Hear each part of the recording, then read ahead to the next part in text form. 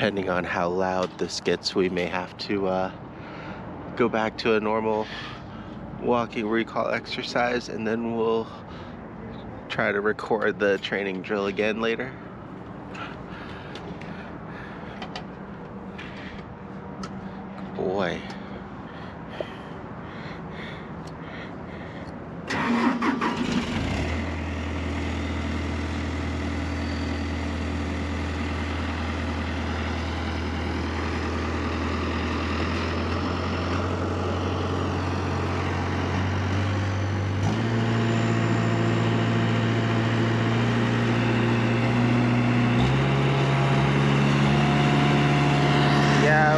We'll try this again later.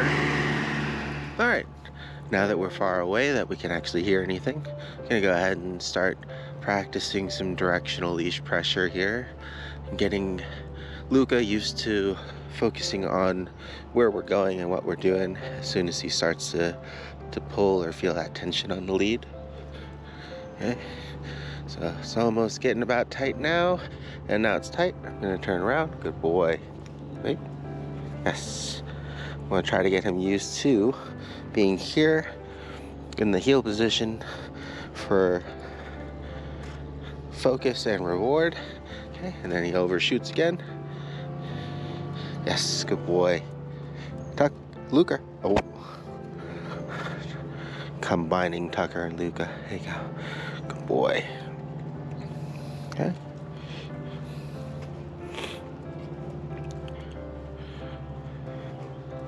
Good. Okay. And he's gonna start to quickly pass in again. Oh, there you go. Good. Following his nose the other way. Yes, good. Wait, Luca. So this is where having a bungee leash like this is almost counterproductive, because you can kind of see there as he was trying to kind of come by and I needed to slow him down to get his attention. By the time that the bungee leash had tension on it, he had already passed. So we'll keep trying with this one, but then we might switch leashes here later on. Good boy. Okay. The goal is when he does redirect to come back to that same spot and not overshoot or undershoot, right? So he's going past again. Good. So no tension on the lead. I'm just going to continue on walking.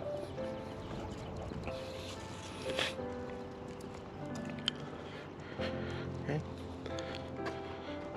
Yes, good boy. This way. There we go. Easy. Luca, up here. Good. Up here. Good. Good boy. There you go. Need him to at least refocus every time he redirects back into that heel position. And not just ignore. Good boy. And continue on. Because the main thing we want to try to start developing is maintaining focus. Yes, good boy.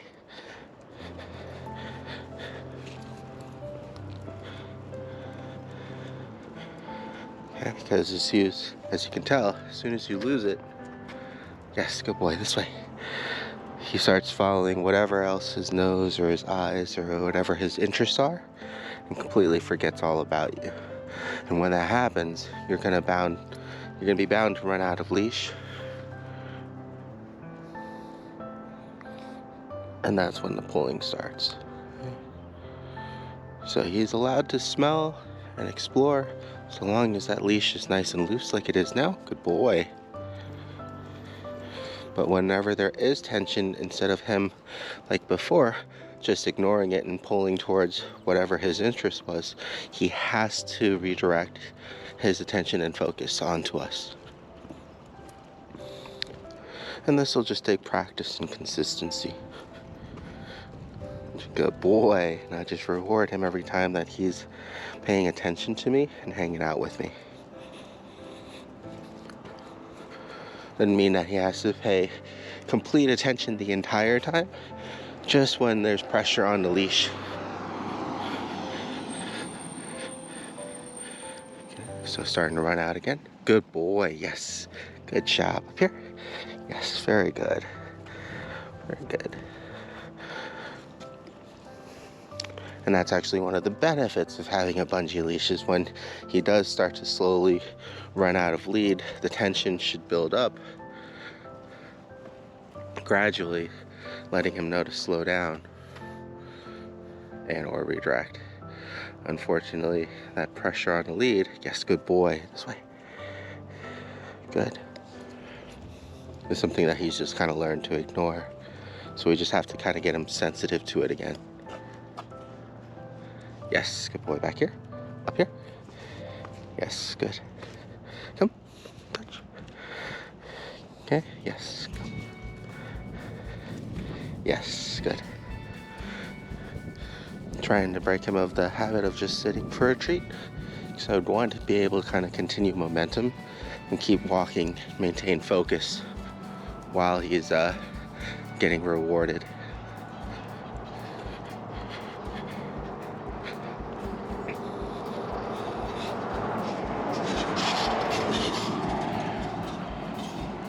Yes, good boy. Here. Here. Good.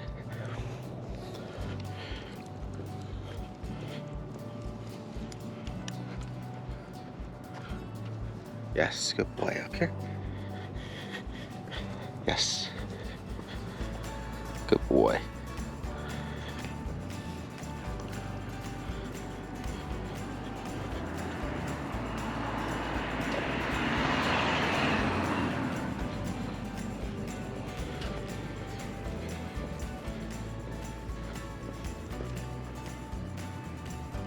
Yes.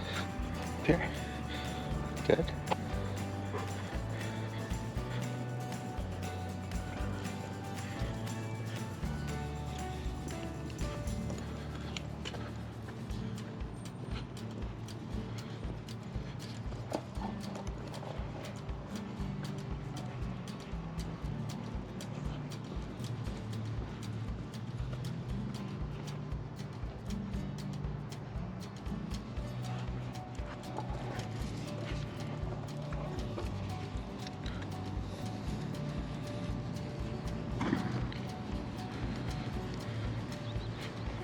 Yes, good boy. Come.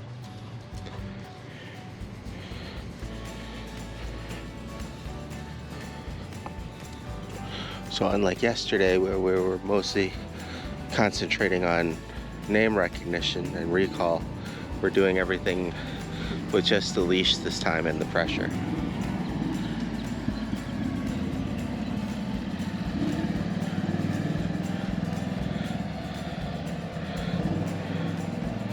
Okay. Yes, good boy. So just use the leash as a boundary there, so you can go past it into the street. Waited for him to finish checking out everything that he wanted to, and rewarded him for checking back in.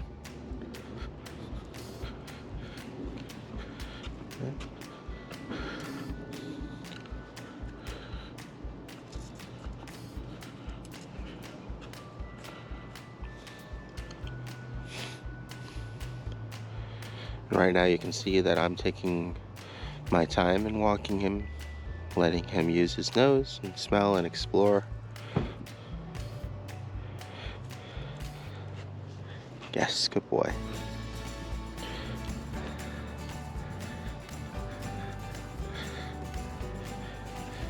And we start moving together.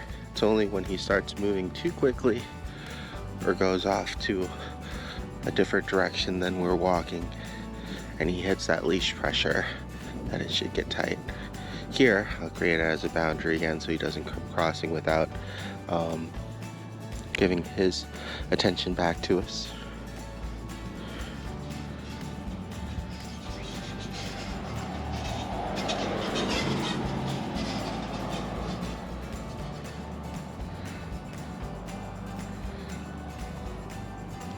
Yes, good boy. There you go. So just giving him some time to figure out what he should be doing. Same thing here. just walking straight. The leash creates that natural boundary for us, so he can't continue going to the right. Okay. Yes, good boy. Okay, well, again, having him follow us. Yes, up here, good. And getting rewarded in that heel position. Good boy.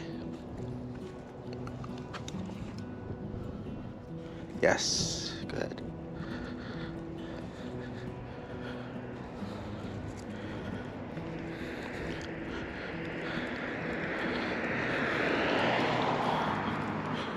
Okay.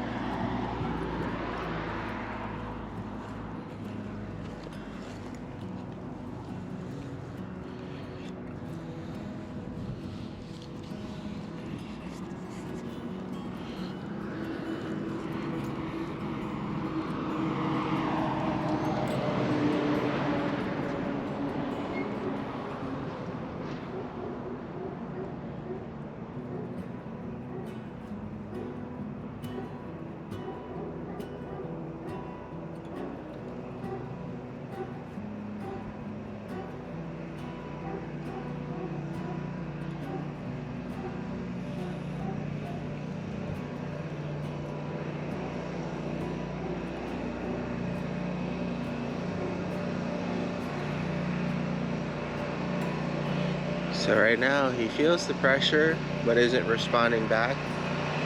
He's just trying to go forward, continuing to push through the pressure. So I'm just gonna wait until he gives up. He's also getting distracted by dogs and the lawnmowers in the area.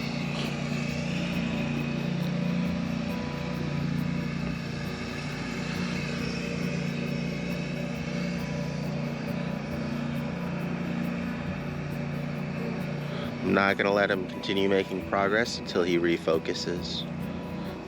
We can add directional pressure, we can add sharp pressure, or we could just use patience. The main thing and reason why I'm using patience now is because I want him to kind of give up, figure out what's going on, and do the right thing all on his own. All right. So you found some other scents that were in the area to get into?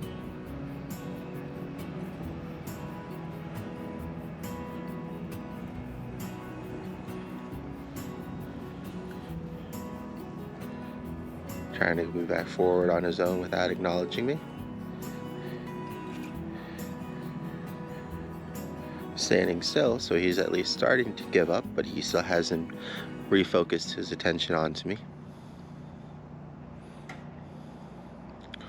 What I'm looking for is for him to just kind of look back to me for guidance in a kind of what's going on, why aren't we moving?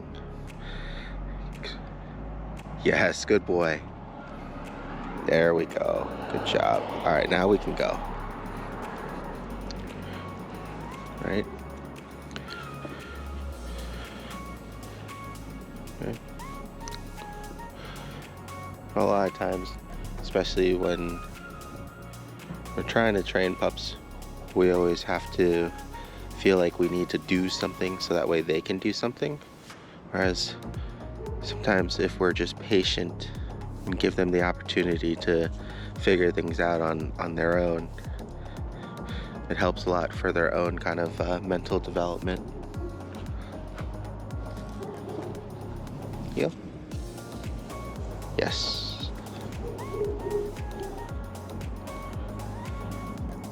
Good boy.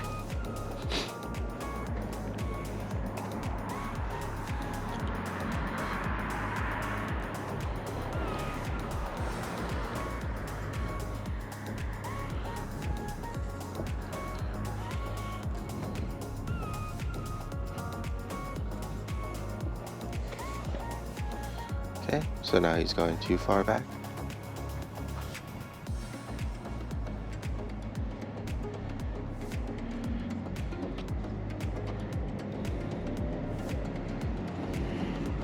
Yes, good boy. Heel. Yes.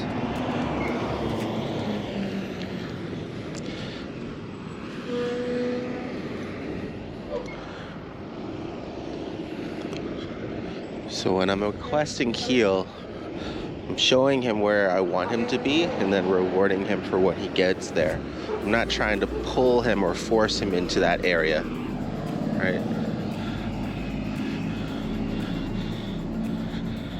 It's a better learning experience for him to do it on his own, or else what'll happen sometimes, you'll see with a lot of people, is they really want them to heel and they have to constantly pull them into that area. Most of the time, if you're watching, the dog doesn't even realize that's what's going on, and that's what heel means. Heel just could mean that your owner's about to pull on you for all they know. Whereas here with Luca, heel, up here, good, heel, very good.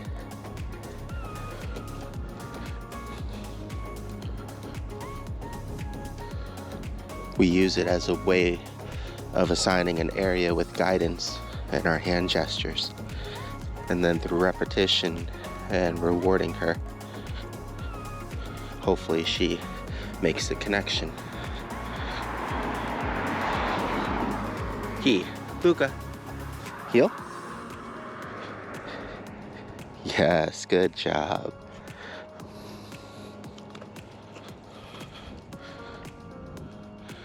All right, just gonna continue on.